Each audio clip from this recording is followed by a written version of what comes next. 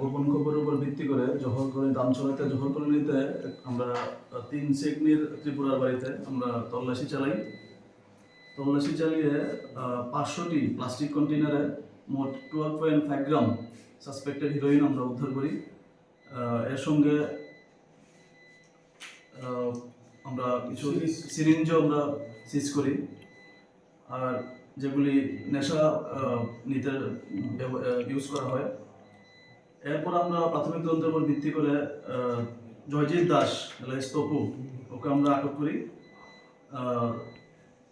একটি NDPS case তাদের বিরুদ্ধে রেজিস্টার করা হচ্ছে। আগামীকালকে তাদের ধর্মনগর জেলা কোর্টে আমরা তাদেরকে পাঠাবো।